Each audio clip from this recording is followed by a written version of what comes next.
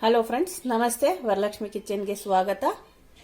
ಈಗ ನೋಡಿ, ತೆಂಗಿನಕಾಯಿ ಮಾವಿನಕಾಯಿ ಬಳಸ್ಕೊಂಡು ಚಟ್ನಿ ಮಾಡಿದ್ದೀನಿ. ಅನ್ನಕ್ಕೆ ಹಾಕ್ಕೊಂಡು ಈಗ ತಿಂದು ನೋಡೋಣ.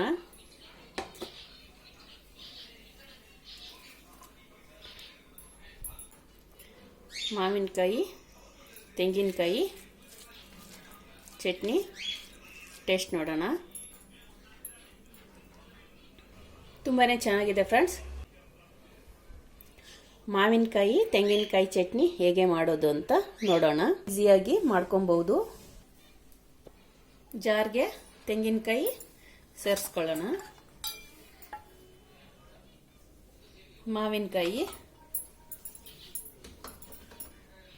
ಜೀರಿಗೆ 1/4 ಸ್ಪೂನು, ಹಸಿಮೆಣಸಿನ್ಕಾಯಿ 5, ರುಚಿಗೆ ತಕ್ಕಷ್ಟು ಉಪ್ಪು. ಈಗ ರುಬ್ಕೊಳ್ಳೋಣ. ನೋಡಿ, ಮಾವಿನಕಾಯಿ ತೆಂಗಿನಕಾಯಿ ಚಟ್ನಿ ರುಬ್ಕೊಂಡಿದ್ದೀನಿ. ಈಗ ಒಗ್ಗರಣೆ ಮಾಡ್ಕೊಳ್ಳೋಣ. ಸ್ವಲ್ಪ ಎಣ್ಣೆ ಒಗ್ಗರಣೆಗೆ,